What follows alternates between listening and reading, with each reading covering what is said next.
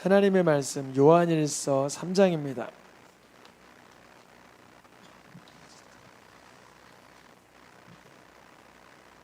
3장 11절에서 12절 두 절인데요. 앞뒷부분 한 절을 이렇게 반으로 나눠서 읽어보겠습니다. 제가 앞부분 읽겠습니다. 우리는 서로 사랑할지니 가인같이 하지 말라. 그는 악한 자에게 속하여 그 아우를 죽였으니 어떤 이유로 죽였느냐?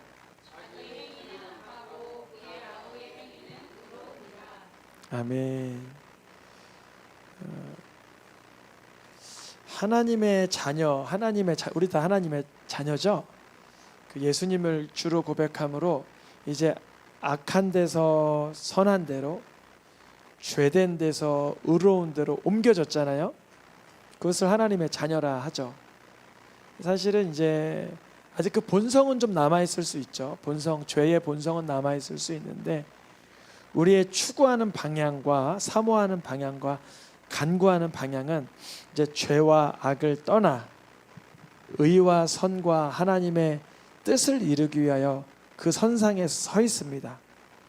물론 이 사이클이 파동이 있어서 때로는 처졌다가 올라갔다가 이렇게 사이클이 좀 이렇게 혼돈스러울 때도 있지만 궁극적으로 하나님 나라 관점에서 이렇게 보면 성화되어 나아가고 있는 거죠. 하나님의 자녀라 합니다. 근데 하나님의 자녀로 우리가 살면서도 미혹을 당합니다. 미혹. 같이 읽어보겠습니다. 미혹하지 못하게 하라. 오늘 본문은 11절 12절인데 그 앞부분을 좀 이렇게 훑고 들어와야 이해가 쉬워요. 하나님의 자녀들이 미혹되는 이유를 좀 살펴보면 뭐냐면 성품적으로 미혹받을 때도 있어요. 성품. 그러니까 좀 이렇게 단단한 사람은 미혹을 잘 안 받을 수도 있는데 유연한 사람이라 그게 죄인가 아닌가 모르면서 쓱 넘어가게 될 수도 있고, 또 반대로 단단한 사람이기 때문에 뚝 꺾어지면서 죄에 대해서 이렇게 그런 공격을 받죠. 성품, 환경 때문에 미혹당하는 경우도 있고, 또 군중 심리 때문에 우르르 몰려가면, 왜 어린이들 학생들 그러잖아요. 이게 죄인 줄 알면서도 한 사람을 그렇게 구타하고 따돌릴 때 그게 나쁜 건 줄 아는데 그 반 아이가 12명 13명 다 그렇게 하니까 그 아이가 잘못됐나 보다 해서 이 군중 심리 때문에 죄를 짓거나, 또 어떤 경우는 이제 습관이 죄가 되는 경우도 있죠. 이게 죄인 줄 모르죠. 그게 습관이 들어 몸에 아예 이렇게 배어버린 거죠. 어디 우리 고깃집 갔다 오면 무슨 냄새 배죠? 여기 고기 냄새 배는 것처럼 내가 원치 않아도 죄가 몸에 배어 있는 것도 있어요. 하나님의 자녀들이 미혹되는 이유는 다양하기는 해요. 근데 근본적인 이유는 여기 있어요. 한번 들어보시겠어요?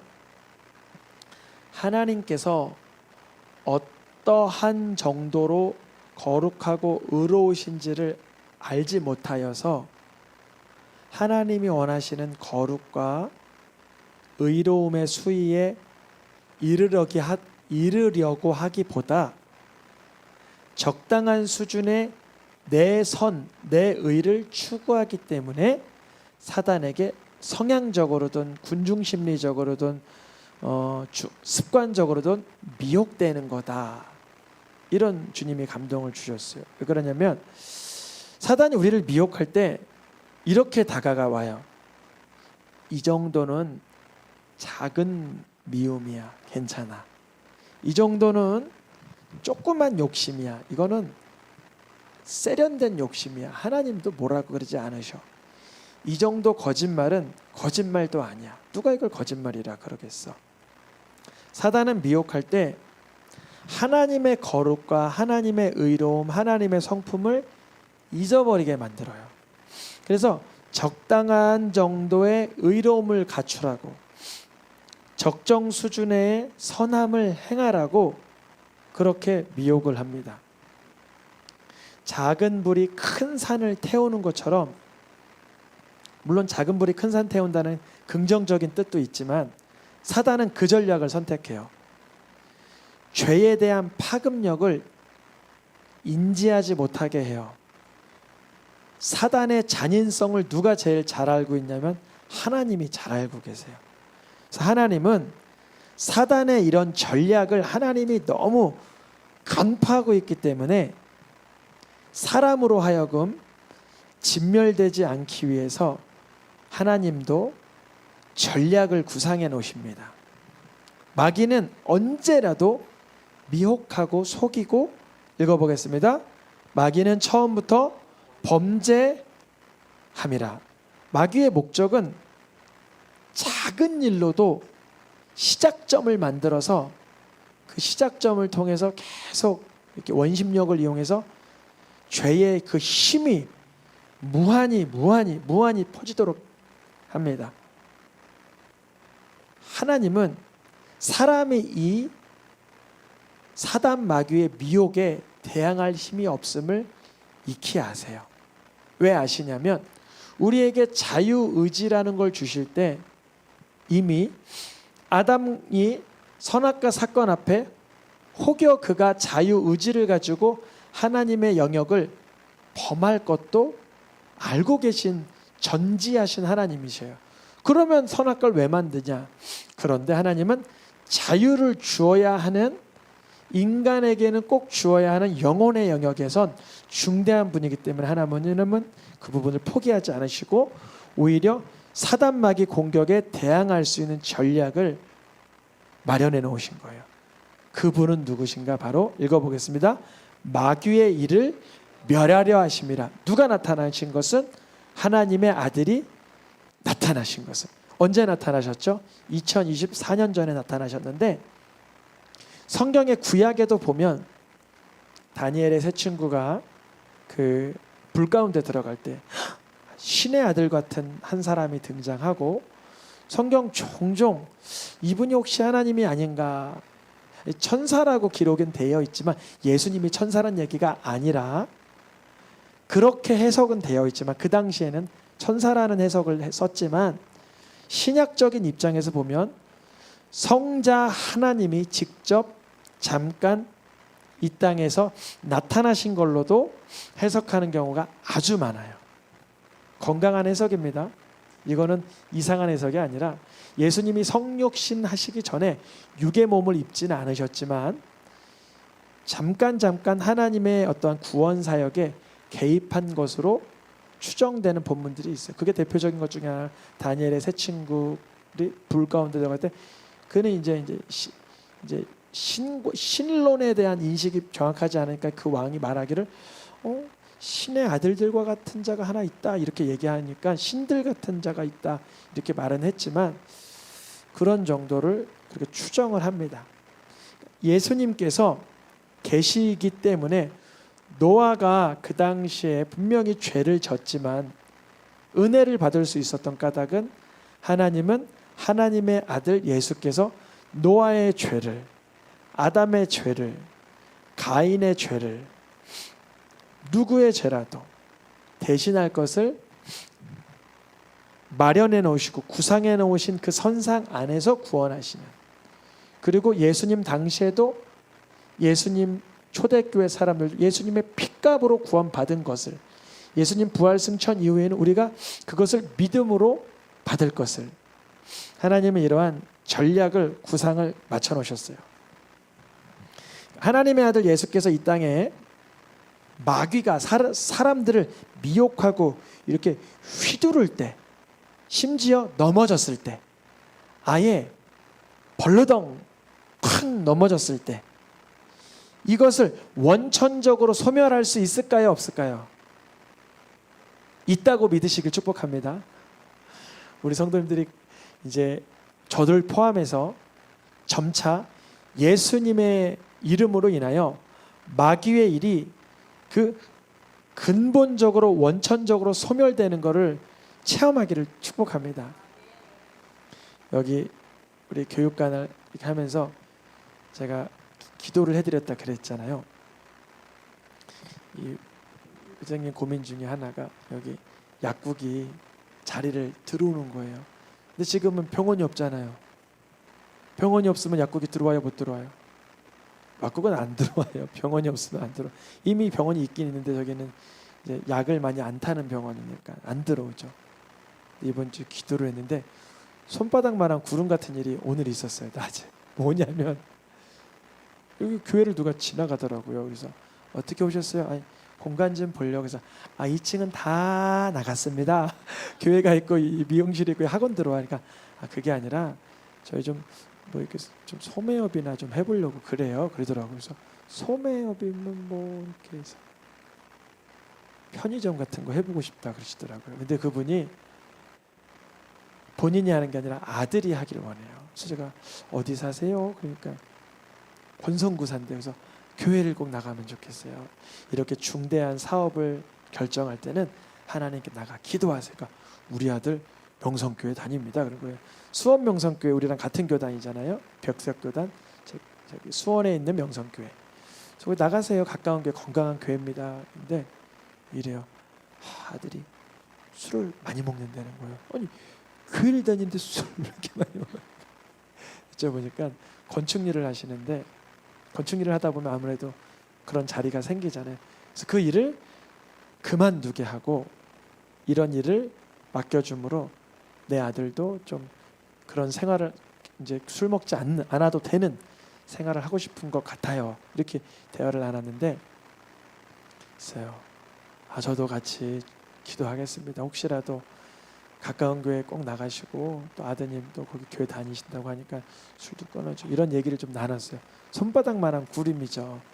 그러면 저희가 이렇게 1층으로 가면서 이 건물에 필요한 것들 또 유익한 것들이 좀 들어오고 그랬으면 했는데 그분에게도 안타까운 일이 술에 대한 또 속상함이죠. 술. 그러면 술은 마귀가 끊을까요? 마귀는 계속 붙잡게 할까요? 마귀는 끝까지 붙잡게 하죠.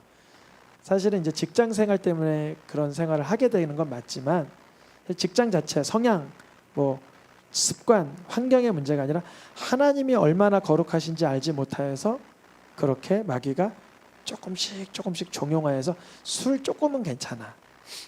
조금 욕심 괜찮고 조금 거짓말 괜찮고 조금 미움한 괜찮고 이제 거기에 계속 원심력에 의하여 나중에는 이제 그거를 끊지 못하는 거기에 헤어나오지 못하는 일이 되죠. 그러나 예수님은 그를 마귀의 일을 멸하기 위해서 오셨다면 그 형제님에겐 예수님의 이름을 부름으로 술이 끊어지는 역사가 병이 떠나가는 역사가 악한 것이 나쁜 것이 태워지는 역사가 나타나게 하신다는 거예요.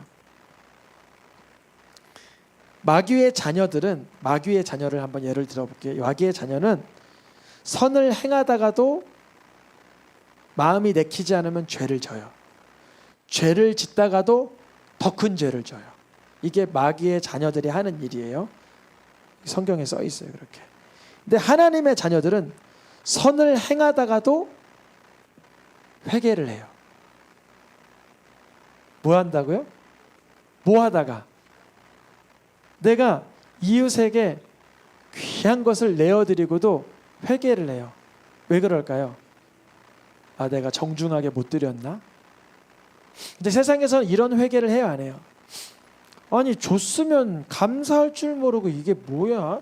저 사람 아주 못된 사람이구만. 그리고 딱 끊어요.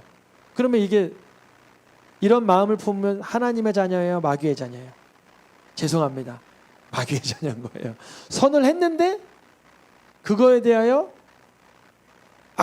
선을 행하되 마귀의 자녀는 또 악을 행하고 악을 행하되 더 큰 악을 행해요. 점점 악이 커지는 거예요. 그렇다고 마귀의 자녀가 선을 아예 안 하는 건 아니에요. 하기는 해요. 근데 그게 더 큰 악을 낳는 빌미만 될 뿐이에요. 왜 살인했냐고 여쭤보니까 내가 그 사람 인사를 이렇게 했는데 인사를 안 받아서 죽여버렸습니다. 혹시 기억나세요? 저기 김포의 살인사건? 나를 멸시했다고 토막으로 살인했잖아요. 그 사람은 내가 똑바로 이렇게 했는데 그 사람은 나한테 나를 하대했다. 차라리 이 사람이 더 못되었으면, 차라리 하대했다면 괜찮았을 거예요. 서로 그냥 주거니 받거니, 악을 주거니 받거니 했어요. 근데 좀 내가 선을 행했는데 선을 안 받아줘서 뭐가 발생한 거예요? 완전한 악이 발생하는 거예요. 그래서 사단 마귀의 자녀들이 종종 일삼는 그런 선은 어떤 때는 조심스러워요. 왜냐하면 그게 엄청난 폭발물이 될 수가 있는 거예요. 하나님의 자녀들은 선을 행하다가도 회개를 하고, 물론 죄를 행할 때도 있죠. 그러면 또 뭐 할까요? 더 큰 회개를 하는 거예요. 이게 좀 달라요. 그러면 회개할 수 있는 우리의 보증, 우리의 중보자는 누구예요? 예수 그리스도. 그래서 하나님의 아들 예수님이 나타나신 이유는 이 마귀의 일을 원천적으로 봉쇄하려고 나타나신 거예요. 마귀의 자녀들은 의를 행하지도 않고 사랑을 행하지도 않습니다. 보통 올바른 태도를 갖추긴 하는데 그것은 하나님의 의와 거리가 먼 거예요. 사랑하려고는 하지만 하나님의 사랑과는 아주 거리가 먼 거죠. 하나님의 자녀들은 그 삶이 파동이 있다 그랬잖아요. 물론 죄에 넘어질 때가 있어요. 근데 다시 회개하고 끝까지 쭉 올라와요. 이전에는 경험해보지 못하는 겸손을 추구합니다. 한번 바닥을 팍 쳐요. 교만함으로. 다시 또 하나님 앞에 겸손하게 해달라고 쫙 올라가요. 또다시 미움과 증오로 바닥을 팍 쳐요. 그러다가도 내 속에 죄인의 괴수가 살아있음을 알고 하나님 앞에 강력한 회개를 해요. 누구 때문에? 예수님을 바라보면서. 그러니까 마귀의 자녀들과 하나님의 자녀들은 겉으로 봐선 큰 차이가 없어 보여요. 왜냐면 하나는 이렇게 가고 하나는 뭐 이렇게 가고 별 차이가 없어 보여요. 그러나 하나님의 자녀들은 궁극적으로 하나님의 거룩하심에 이르려고 해요. 그래서 예수 그리스도의 머리 되심, 예수 그리스도에게까지 장성한 분량에 이르르라 그러잖아요. 우리의 타깃은, 우리의 목표물은 훨씬 월등하신 주님이세요. 근데 하나님의 자녀가 아니라 마귀의 자녀들의 특징은 사랑의 기준점이 없기 때문에. 사랑의 기준점이 뭔 줄 아세요? 마귀의 자녀들의 사랑의 기준점, 맞아요. 나 자신이에요. 내가 사랑의 기준이에요. 그래서 내가 거기에 해당이 있으면 사랑이고 내가 해당이 없으면 사랑이 아닌 거예요. 내가 안 맞으면 그거는 사랑할 수가 없고 내가 맞으면 사랑이 되고 뭐 이런 거죠. 근데 하나님의 자녀들의 사랑의 기준점은 누구세요? 예수 그리스도. 나를 위하여 죽으신 그분이 사랑의 기준점이기 때문에 다른 거예요. 그것이 바로 읽어보겠습니다. 하나님의 씨가 그 속에 거하며. 하나님의 씨라는 건 뭐냐면 하나님의 말씀입니다. 하나님의 말씀이 이 속에 뿌리를 깊이 박아 자리하고 있는 거예요. 그렇게 된 이유는 뭐냐면 하나님의 은혜를 발견하고 예수 그리스도께서 나를 위해 헌신하신 것을 알게 되어서 말씀의 가치가 가슴판에 쓰이기 시작해요. 할례 받는 거 아플까요? 안 아플까요? 아프죠. 근데 어디에 하다 할례를 행하라 그래요? 너의 마음의 할례를. 그러면 마음을 찢는 일이 발생하는 거죠. 그럼 엄청 아픈 거죠. 우리가 살을 찢어도 아픈데 마음을 찢기면 얼마나 아플까요? 굉장히 아프죠. 그러나 그때 말씀이 심어지는 거예요.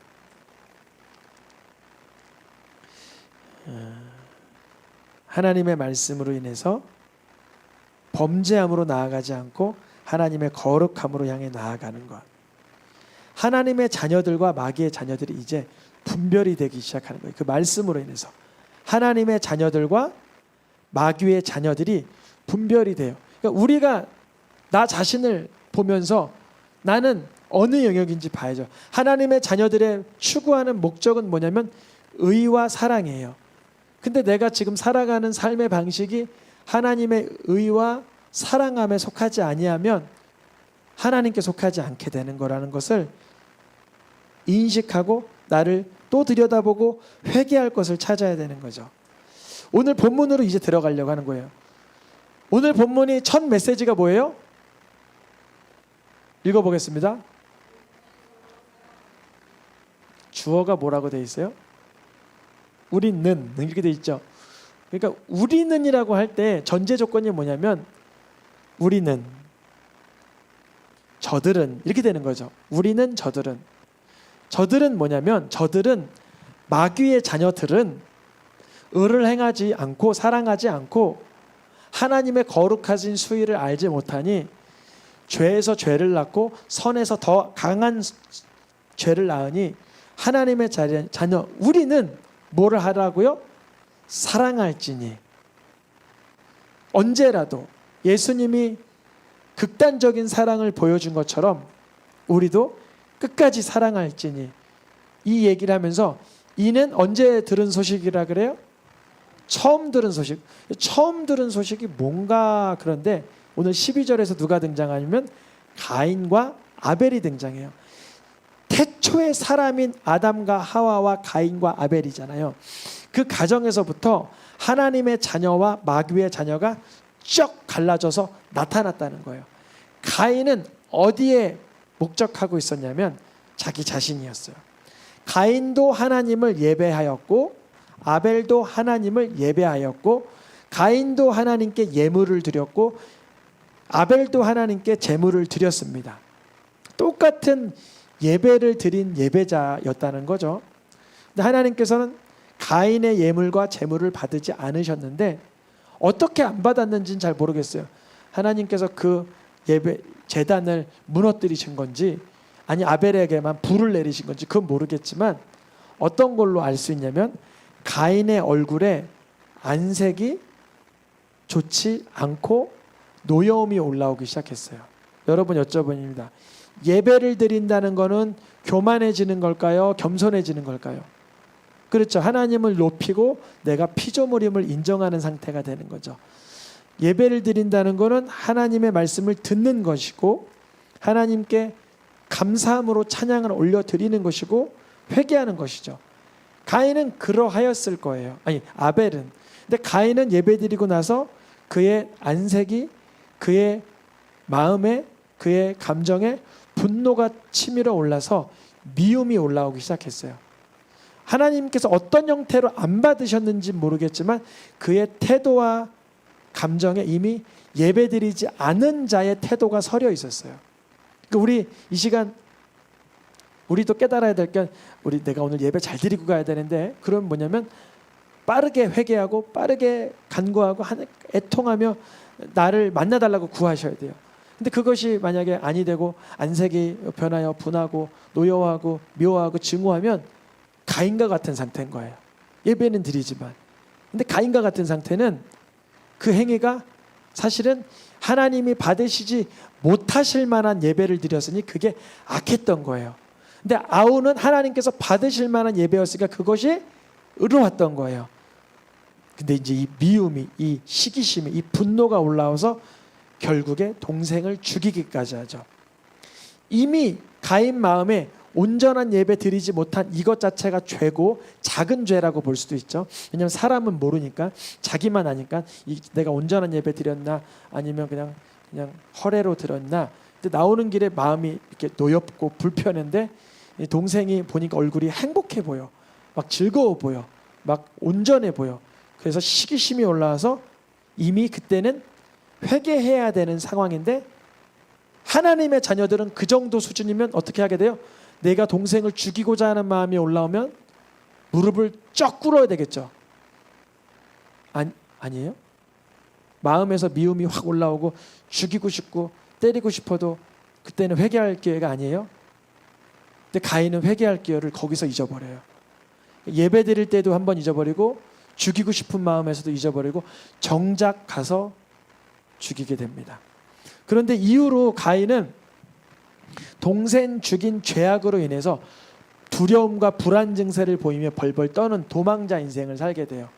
하나님이 그에게 표를 주기도 하는데 그가 만약에 하나님의 자녀로 살기 원했다면 심지어 동생을 죽였다 하더라도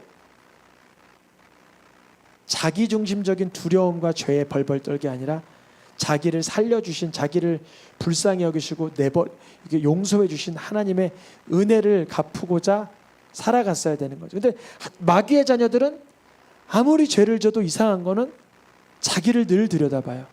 나중심적인 상황을 집중해요. 나중심적인 상황. 가인이 최고로 집중했던 게 뭐냐면 혹시 내가 변을 당하지 않을까. 이게 최고의 이슈였어요. 그래서 가인은 악한 자에게 속하여 작은 죄의 시작점, 예배를 그냥 대충 드리는 그 죄였지만, 대충 드리는 게 맞겠죠. 하나님 못 받으셨으니까. 그런 죄에서 시작하여서 분노가 올라와, 증오가 올라와, 미움이 올라와, 정말 저게 들녘에 나가서 동생을 처참하게 죽여서 땅바닥에 피가 흘리게 하는 첫 인류의 살인자가 가인이 되었잖아요. 오늘 3장 11절 이 본문과 우리는 서로 사랑할지니 처음부터 들은 소식은 어떤 내용이었냐면 가인의 내용이었는데, 가인의 삶은 하나님의 자녀된 삶이 아니라 마귀의 자녀된 삶이었는데, 그의 죄의 시작점은 아주 작고 겉으로 보이지 않은 미약한 조그만 거였지만, 그의 불신앙적인 예배 태도는 결국 그가 증오심과 분노와 살인 욕구를 불러일으켰고 결국 자기 동생을 죽이기까지 하였지만, 그런 처참한 광경이 벌어져도 그는 회개의 자리로 나아가지 못하고 자기가 어떻게 하면 보호받을까에만 집중한 연약한 삶이었다. 그러니까 우리가 하나님을 믿는 자녀로서 살아나갈 때 얼마나 많은 세상에서 공격과 미움을 당할까요? 세상이 너희를 무엇하여도 미워해. 왜냐하면 세상은 선을 행하다가도 악을 행하고 악을 행하다가도 더 큰 악을 행하는 세상 천지 가운데 그런 일을 당하여도 이상히 여기지 말아라. 오해를 받더라도, 미움을 받더라도 그거를 뭐 여기지 말래요? 이상히 여기지 말라. 우리는 오로지 그러한 상황일지라도 중요합니다. 사랑함에서 사망에서 생명으로 옮겨지는 것이다. 세상에서 계속 미워하고 업신여기고 우습게 여기고 함부로 여기고 공격하나, 우리는 그때도 하나님 자녀는 똑같이 미워하는 게 아니라 사랑함으로 생명으로 들어갈 수 있는 거예요. 근데 가인은 결국 사랑하지 못함으로, 안함으로, 하나님께 회개하지 못함으로, 자기의 그 작은 죄의 시작점을 하나님께 노출시키지 않음으로 어디에 머물러 있는 자가 됐어요? 사망에. 정작 죽은 자는 아벨이지만 누가 사망에 머물러 있어요? 가인이 사망에 머물러 있는 거예요. 가인은 동생을 죽인 자로서의 삶을 어둠 가운데 평생, 뭐 나중에 회개했는지는 기록이 되어 있지 않았으니까 모르지만, 그럼 어떻게 하면 우리가 가인의 입장에서 만약에 섰다면, 가인이 예배를 잘 못 드려서, 우리도 예배 못 드릴 때 종종 있잖아요. 또 미움이 올라올 때 있잖아요. 또 이렇게 분노가 올라올 때 있잖아요. 그때 어떻게 하면 좋으냐고요. 바로 나를 위해서 죽으시기까지 사랑하신 예수님을 바라봐야 되는 거예요. 같이 읽어보겠습니다. 그가 우리를 위하여 목숨을 버리셨으니. 아벨은 가인을 위해서 목숨을 버리지는 않았어요. 아니, 물론 그가 형님을 죽이진 않았지만 아벨은 형님을 위하여 자기를 죽일 수는 없었어요. 왜냐하면 그런 가치를 몰랐으니까. 근데 예수님은 우리가 하나님을 비방하며 살고 하나님의 말씀을 벗어나 살았지만, 우리가 사랑을 알아야 되기 때문에, 진정한 사랑의 가치는 어디에 있는 걸 알아야 되기 때문에 예수님이 날 대신하여 자신의 목숨까지 주시는 사랑을 통해서 우리에게 무엇이 사랑인지를 알려주시기를 원하셨어요. 만약에 아벨이 먼저 죽지 않고 가인이 죽었더라면 어떻게 죽었어야 될까요? 하나님이 화살을 다 관역을 맞춰가지고 죽였어야 되나요? 이렇게 했어야 되는 거예요. 가인은 자신의 시기와 분노와 미움을 하나님 앞에 정중히 내어놓아 나는 죽었어야 되는 거예요. 다시 말씀드립니다. 내 속에 있는 미움과 증오와 분노와 혈기는 죽었습니까? 살아있습니까? 살아있어요? 죽었어요? 왔다 갔다 해요? 죽었다 살았다 부활해요 자꾸?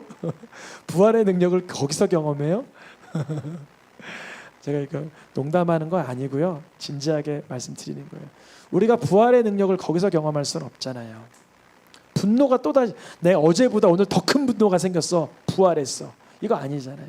내 어제보다 더 큰 혈기가 생겼어. 난 살아났어. 이게 아니잖아요. 그건 뭐라 그랬어요? 아까 가인이 어디에 있었다? 사망에 머물지 않는 상태라 그랬잖아요. 그러면 그건 부활한 게 아니죠. 그러면 사망함에 그냥 사랑 안 하지 않아서 사망함으로 있는 것뿐이잖아요. 어떻게 하면 영생으로 들어간다고, 생명으로 들어간다고요? 사랑할 때. 사랑하기 위해서는 반드시 내가 죽는, 내가 어떻게 죽어요? 너무나 자존심 상하고, 너무나 체면이 상하고, 너무나 내 존재감이 짓밟히는 것 같은 그 어떠한 모멸감을 어떻게 견딜 수 있냐고요. 근데 그거를 정말 장하게 견뎌내신 분이 누구세요? 예수님 한 분이세요. 그래서 그 예수님의 형상, 그분의 태도, 그분의 성품, 그분의 공생의 사역, 그분의 나를 향한 그 십자가의 대속의 은혜를 전율이 일어날 만큼 바라보도록 구하셔야 되는 거예요. 그때만 가능해요. 그때만.